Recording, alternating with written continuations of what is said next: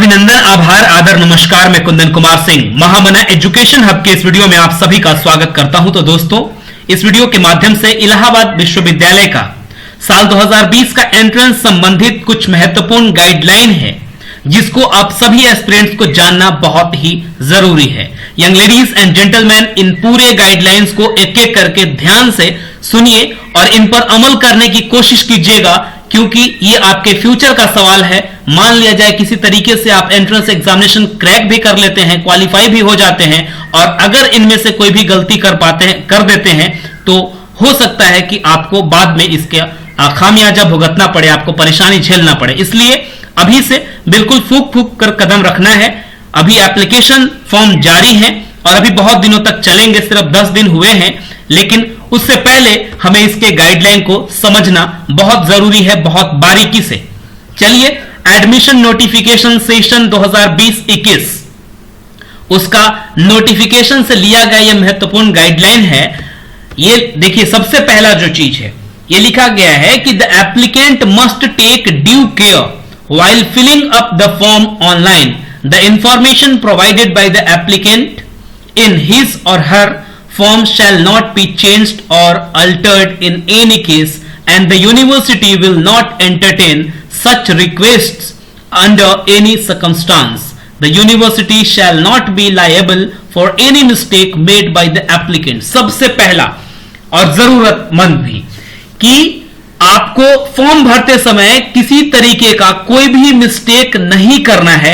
इसके लिए यूनिवर्सिटी बिल्कुल भी जिम्मेदार नहीं होगी, और एक बार जब आप फॉर्म सबमिट कर लेते हैं तो ना ही उसमें से कोई चीज चेंज की जा सकती है, ना ही उसे बदला जा सकता है। यह क्लियर इंस्ट्रक्शन है अपने नोटिफिकेशन में जो यूनिवर्सिटी ऑफ इलाहाबाद ने जारी किए हैं। दूसरा यह है, in case if the number of registered candidates at any of the examination centers is less than 100, then in such case the registered candidates will be allowed the nearest center. इसका मतलब ये हुआ कि मान लिया जाए एक एग्जामिनेशन सेंटर है और उस सेंटर के लिए 100 बच्चों से कम ने आवेदन किए हैं, तो वो सेंटर चेंज कर दिया जाएगा।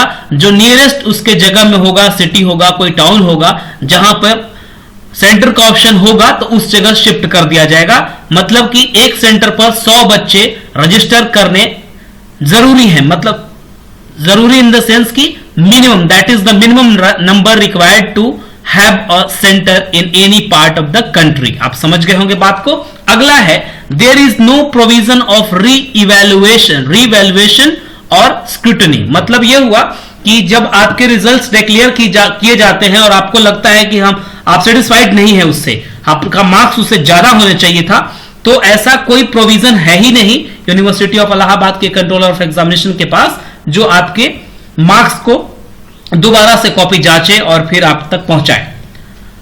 अगला है कि only such RTI, that is right to information applications, shall be entertained which are received within 60 days from the declaration of final result. मान लिया जाए आपको कोई परेशानी भी आती है और आप इलाहाबाद यूनिवर्सिटी के कंट्रोलर ऑफ एग्जामिनेशन के अगेंस्ट में कोई RTI डालना चाहते हैं, तो 60 दिन के अंदर में अगर आपके RTI एप्लीकेशंस वहां पहुंचते हैं तो जरूर आपके प्रॉब्लम को एड्रेस किया जाएगा, जो भी जरूरत होगी उसके ऊपर एक्शन लिया जाएगा। अदरवाइज अगर रिजल्ट के 60 दिन तक आप उस चीज में फेल होते हैं तो फिर बाद में आपको एंटरटेन नहीं किया जाएगा, आपके प्रॉब्लम को एड्रेस नहीं किया जाएगा।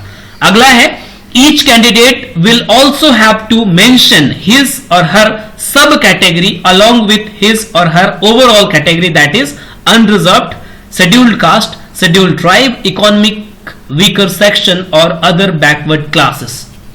तो ये मतलब है कि जिस भी कैटेगरी में आते होंगे सबसे पहले उसके अंदर सब कैटेगरी भी होती है, जो आपको पता होगा, आपकी जो भी जाति होगी, धर्म होगी, उसके अंदर सब कैटेगरी आती है, तो वो मेंशन करना अति आवश्यक है। यहां पर क्लियर इंस्ट्रक्शन है, इंस्ट्रक्शन नंबर 5, तो इस चीज पर भी ध्यान देने की जरूरत है। अगला है, to give benefit to students who have passed the eligibility examination in the current 1920, a deduction of 5 marks should be made for every gap year from the obtained marks.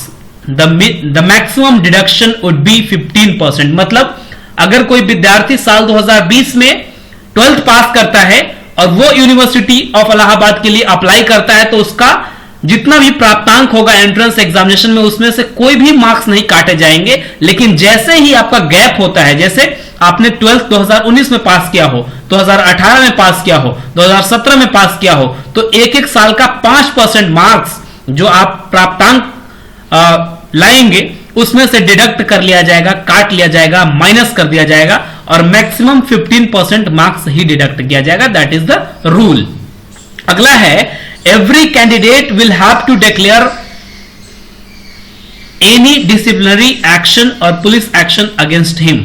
मतलब यह है किसी भी विद्यार्थी के अगेंस्ट में कोई भी ऐसे केसेस दर्ज नहीं होने चाहिए जो उनको कुछ ऑफेंस के लिए क्लेम करता हो कि आपने कुछ असामाजिक तरह का कार्य किया हो पास्ट में। The registration fee for unreserved EWS and OBC category is 1600 and SC/ST और फिजिकली हैंडीकेप्ड इज 800। काफी ज्यादा है। 1600 रुपए एप्लीकेशन फी है और 800 रुपए रिजर्व कैटेगरी के लिए, काफी ज्यादा है। आप ये समझिए कि बनारस हिंदू यूनिवर्सिटी से लगभग 3 गुना। इसके बाद every candidate can view his or her answer sheet within 1 month of declaration of results by paying a token of amount 100 at प्रवेश भवन। अगर किसी विद्यार्थी को अपना आंसर शीट देखना है तो 100 रुपए चार्जेस लगेंगे। रिजल्ट आने के बाद में एंट्रेंस एग्जामिनेशन का आंसर शीट जो आप करेंगे तो उसको 100 रुपए देकर के प्रवेश भवन में आप देख सकते हैं। दैट इज द प्रोसीजर और फैसिलिटी है ये आपके लिए। तो ये सारी बातें थी जो जरूर आपको ध्यान में रखना होगा अभी एंट्रेंस एग्जामिनेशन का फॉर्म सबमिट करने से पहले। और अभी तो बहुत काफी समय है, इसलिए इस वीडियो को मैक्सिमम लोगों तक शेयर कीजिएगा ताकि मैक्सिमम लोग इसे जान पाए, समझ सकें और कोई भी गलती से भी नहीं करनी है ताकि आपको भविष्य में कोई भी परेशानी न हो पाए। हम आपके उज्जवल भविष्य की कामना करते हैं। वीडियो देखने के लिए बहुत बहुत धन्यवाद। अगर इस चैनल को अभी तक आपने सब्सक्राइब नहीं किया है तो जरूर सब्सक्राइब कर लें। Young ladies and gentleman, thank you for watching and all the best for your bright future. God bless you all. Good luck.